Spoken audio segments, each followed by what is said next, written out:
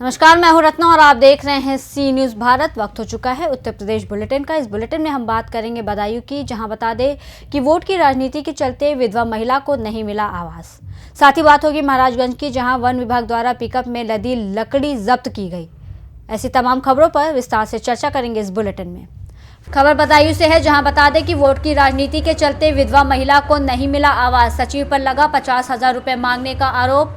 महिला झोपड़ी में रहने को मजबूर है। 2011 की पीएम आवास सूची में क्रम संख्या 40 पर महिला का नाम अंकित है। आपको बता दें कि महिला के पति का निधन होने के बाद से छोटे बेटे के साथ रह रही है। महिला का छोटा बेटा गरीब और झोपड़ी में रहने को मजबूर है। वहीं सचिव पर 50,000 रुपये मांगने का आरोप लगा है और पैसे नहीं देने पर आवास नहीं बनाने की बात कही जा रही है। शिकायत करने पर सचिव ने झूठी आख्या लगाई।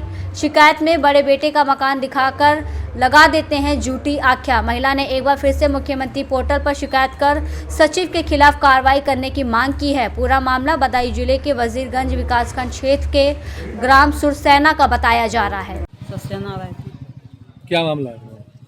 ये मामला है हमारे आवास आओ 2011 में, तो सचिव काट देते हैं और 50,000 रुपये मांगते हैं। अच्छा, हमारे पास पैसा नहीं है, इसलिए हमारे आवास शिकायत काट करी? देते हैं। हाँ, शिकायत की आपने? शिकायत की, कौन हमारी सुनवाई नहीं की। अच्छा, किसी ने नहीं मेरी सुनवाई। मेरे पास पैसा होता तो मेरा तुम्हारे आवास बेटे बनता। क्या हैं? बेटे 4 हैं। 4 बेटे हैं। तुम किस में रहती हो? कौन से? छोटे में रहते हैं। तो उनका मकान नहीं है? उनके बड़े ने के है, तो उसी की झूठी रिपोर्ट लगा के और भेज देते हैं। अच्छा, उन्हीं का मकान दिखा देते हैं? उन्हीं को दिखा देते पक्का हैं। वाला? हाँ, और जिसके साथ में रह रही है उनका मकान? उनका कच्चा है, हमारे उसी में झोपड़ी में रहते हैं। हाँ, तो सचिव करवा देते हैं? सचिव करवा देते, झूठी रिपोर्ट लगा के। तो आज तुमने तहरीर दी है तहसील में शिकायत की है? हाँ, पैसे नहीं शिकायत की। बदायूं से सी न्यूज़ संवाददाता प्रताप की रिपोर्ट। लियो क्लब शागन यंग स्टार द्वारा वीर बाल दिवस दयानंद बाल मंदिर नौरहट्टा मोहल्ले में आयोजित किया गया। इस कार्यक्रम के मुख्य अतिथि लॉयन अध्यक्ष मनीष अग्रहरी, विशिष्ट अतिथि लॉयन रविकांत जायसवाल और कार्यक्रम संयोजक पवन अग्रहरी और लियो कार्तिक अग्रहरी ने संचालन किया।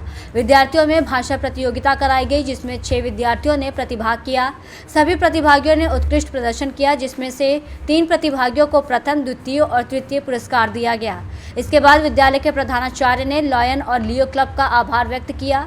लियो क्लब के द्वारा प्रधानाचार्य को स्मृति चिन्ह प्रदान किया गया। कार्यक्रम संयोजक के द्वारा वीर बाल दिवस के बारे में जानकारी देते हुए विद्यार्थियों के बीच लियो क्लब के द्वारा बिस्किट का वितरण किया गया। इस अवसर पर अध्यक्ष 2024 और 25 शशांक कुमार गुप्ता, सचिव दीपक अग्रहरी, कोषाध्यक्ष कार्तिक अग्रहरी, लियो अंकित मोदनवाल, लियो पवन अग्रहरी आदि लोग मौजूद रहे। नमस्कार पत्रकार बंधु।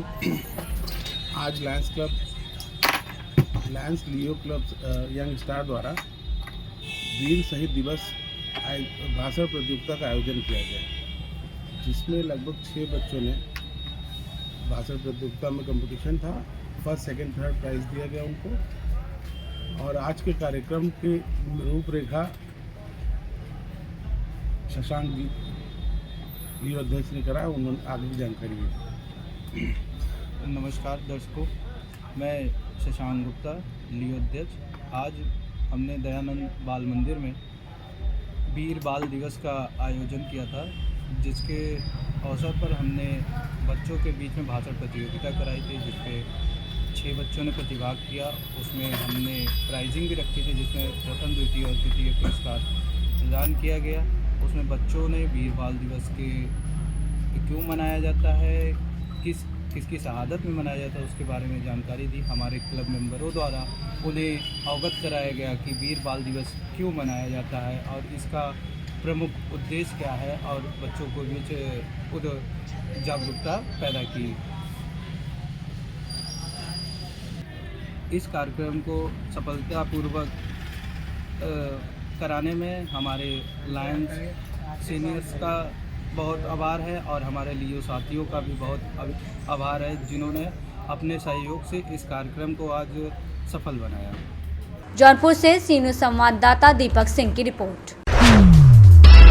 महाराजगंज जनपद के कोल्हुई थाना क्षेत्र के ग्राम परमेश्वरापुर में स्थित मदरसा में थानाध्यक्ष कोल्हुई अरविंद सिंह और जोगियाबारी एसएसबी प्रभारी निरीक्षक रघुनाथ प्रसाद चौकी इंचार्ज जोगियाबारी संजय सिंह के नेतृत्व में पुलिस और एसएसबी के संयुक्त टीम द्वारा ऑपरेशन कवच को लेकर ग्राम चौपाल लगाया गया, जिसमें पुलिस और एसएसबी द्वारा भारत नेपाल सीमा पर अवैध घुसपैठ, विभिन्न प्रकार के तस्करी को रोकने के लिए जागरूक किया गया। वहीं बड़े पैमाने पर हो रहे साइबर ठगी को लेकर भी जागरूकता फैलाई गई।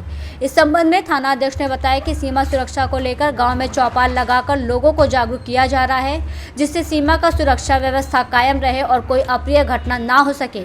इस संबंध में ग्रामीणों ने बताया कि पुलिस और एसएसबी के द्वारा गाँव में बैठक की गई है, जिसमें हम सभी ग्रामीणों को सीमा सुरक्षा को लेकर जागरूक किया गया और तस्करी और साइबर ठगी को लेकर के भी जानकारी दी गई। क्या नाम है आपका, कहाँ के रहने वाले? हम परमेश्वरपुर के रहने वाले हैं। नाम अकबाल अहमद नाम है। आज एसएसबी और पुलिस द्वारा यहाँ मदरसे पे बैठक किया गया था, किस तरह का बैठक किया गया? यहाँ बैठक किया था कि बॉर्डर पे जो तस्करी हो रही है उसके रोकथाम के लिए कि कोई तस्करी करता जवान आदमी मिले उसको तत्काल थाने पे सूचना दीजिए। और किस तरह की अपील की गई है आप लोगों से? अरे बहुत कुछ अपील की, कोई बाहरी आदमी भी आवे उसको तत्काल सूचना दीजिए। क्या नाम है, कहाँ के रहने वाले हैं? मेरा नाम अली रजा है। मैं ग्राम परमेश्वरापुर पोस्ट एक्सरमा जिला महाराजगंज का रहने वाला हूँ। यहाँ पुलिस और एसएसबी द्वारा जो बैठक किया गया है, किस तरह का आप लोगों को जागरूक किया गया है? यहाँ जो बैठक किया गया है एसएसबी के जवानों द्वारा, तो उनका मेन तत्व ये था कि बॉर्डर एरिया हमारा इलाका पड़ता, तो उन लोगों का कहने का मकसद ये था कि आपके गांव में अगर यदि कोई व्यक्ति संदिग्ध जो जिससे आपका पहचान नहीं है, आपके गांव में वो एंट्री कर रहा है, प्रवेश कर रहा है, तो आप हमें ज़रूर सूचना दें कि हमारे गांव में आया है और ये हमारा संपर्कीय आदमी नहीं है। इससे उनके कहने का, बुलाने का तात्पर्य मकसद ये है कि हमारे ये बॉर्डर इलाका जो पड़ता है इनकी सुरक्षा को बढ़ावा देना है। सुरक्षा के नाते इन्होंने बैठक किया और हमारे लिए सौभाग्य की बात है कि हमारे इस गांव के, हमारे इस क्षेत्र के लिए उन्होंने बहुत बड़ी चीज़ की है। मुश्ताक अहमद मेरा नाम है, परमेश्वरापुर के रहने वाले हूँ, इस मदरसे का अध्यक्ष हूँ। आज मदरसे में जो पुलिस द्वारा एसएसबी द्वारा बैठक किया गया है, कैसा बैठक किया गया? ये बैठक इसलिए किया गया कि यहाँ की जांच पड़ताल हुई कि बॉर्डर पर कोई बाहरी आवे, अगर इस गांव में घुसे तो उसको पता लगा करके थाने में सूचना दिया जाए। ये आदमी गलत है और इस गांव में कोई कार्रवाई किसी किस्म की न होने पावे।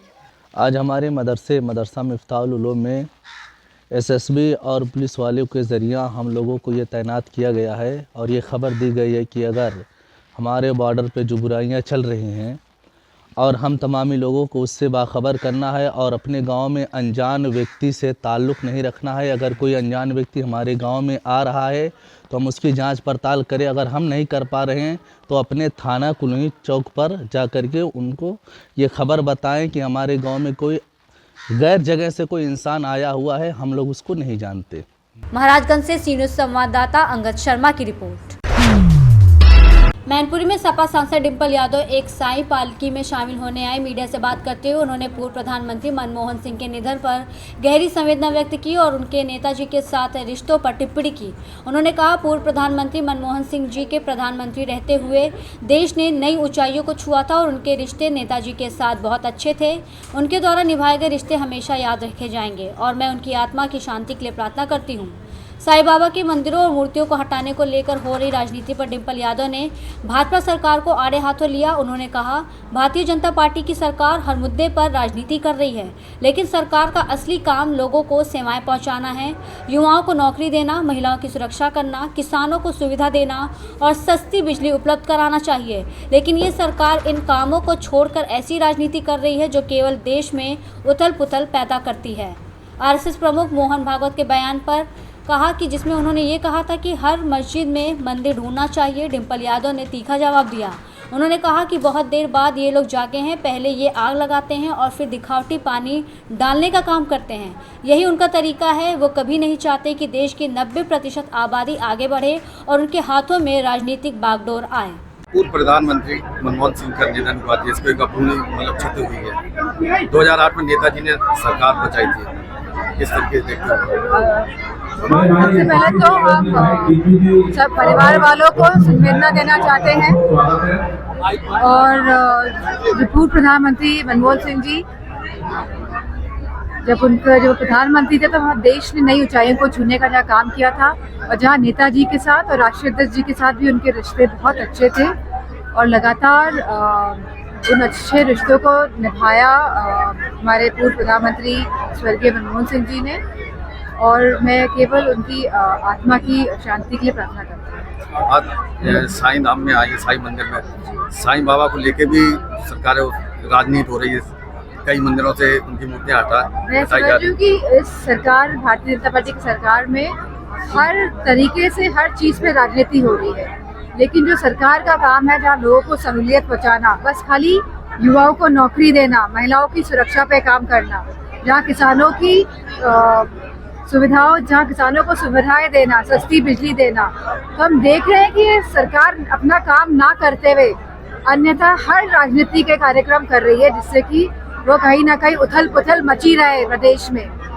तो इस तरह के कार्य लगातार कर रही है उत्तर प्रदेश सरकार। आज एक युवक ने आत्महत्या की है और एक सोशल मीडिया पर वीडियो ये बहुत ही निराशाजनक बात है कि जिस तरह पुलिस के द्वारा युवाओं को सताया जा रहा है, युवा नहीं हमारी माताओं बहनों को सताया जा रहा है और जिस तरह से भ्रष्टाचार थानों में आज फैल रहा है, तो इस पे मैं समझती हूँ कड़ी कार्रवाई होनी चाहिए और हम इस पे कार्रवाई करेंगे और डीएम से भी इस बात की शिकायत की जाएगी और जो लोग का नाम लिया गया उस युवक द्वारा हम चाहेंगे कि उन पुलिस कर्मियों पर भी कार्रवाई हो। संभल में तमाम जो खुदाई चल रही है उसको लेकर राजनीति हो रही है, तमाम दावेदार अब उसके सामने आगे ये जो खुदाई चल रही है हम सबको समझना पड़ेगा। ये जो खुदाई जो चल रही है एक बहुत पुरानी कहावत है कि खाली पेट भजन ना हो, तो मैं समझती हूँ कि ये लोग चाहते हैं कि युवाओं के पास रोजगार और नौकरी ना रहे और मुद्दों से जो सही मायनों में जो हमारे मुद्दे हैं, जो जमीनी मुद्दे, उससे ध्यान कैसे भटकाया जाए, तभी ये भविष्य के साथ खुदाई हो रही है हमारे युवाओं की। आरएसएस को उन्होंने बयान दिया है कि जो मस्जिद के नीचे जो मंदिर ढूंढ रहे हैं ये नहीं ऐसा होना चाहिए, उनका बयान एकदम बहुत देर बाद जागृत हुए हैं। पहले ये लोग आग लगाते हैं फिर उसमें दिखावटी पानी डालने का काम कर रहे हैं। इस मंशा के साथ सदैव इस संगठन के लोगों ने कार्य किया है और इसी मंशा के साथ हमेशा कार्य करेंगे।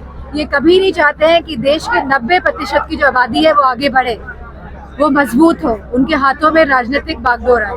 गृह मंत्री जी ने जो अम्बेडकर जी को टिप्पणी की। मैनपुरी से सी न्यूज संवाददाता कुलदीप दीक्षित की रिपोर्ट। छत्तीसगढ़ के जंगल से यूपी के जंगल के रास्ते खैर की कीमती लकड़ी का अवैध परिवहन करते हुए एक पिकअप वाहन को पकड़ने में वन विभाग ने बड़ी कामयाबी हासिल की है। बताया जा रहा है कि वन कर्मियों ने भोर में सोनभद्र अपने बॉर्डर क्षेत्र नवाटोला से पकड़कर पिकअप सहित 58 बोटा खैर की लकड़ी सीज कर दी। इस दौरान अंधेरे का लाभ उठाकर पिकअप चालक और लकड़ी तस्कर फरार होने में कामयाब रहे। जरहा वन विभाग के रेंजर राजेश सिंह ने बताया कि कत्था लकड़ी के तस्करी में शामिल कमलेश यादव बलरामपुर छत्तीसगढ़ का रहने वाला है। बरामद 58 बोटा खैर की कीमती लकड़ी छत्तीसगढ़ के जंगल से काटकर यूपी के जरहा रेंज क्षेत्र नेमना गांव टोला नवा टोला के रास्ते कहीं बेचने की फिराक में जा रहा था। इसी बीच मुखबिर की सूचना पर जरहा वन रेंज की सक्रिय टीम ने छापामारी कर बॉर्डर क्षेत्र में लकड़ी सहित पिकअप को धर दबोचा और वन उपज परिवहन नियमावली की धारा 41/42 के अंतर्गत विधिक कार्रवाई की गई। सोनभद्र से सी न्यूज संवाददाता कुंदन चौधरी की रिपोर्ट। फिलहाल इस बुलेटिन में बस इतना ही। देश और दुनिया की तमाम बड़ी खबरों के लिए देखते रहिए सी न्यूज भारत।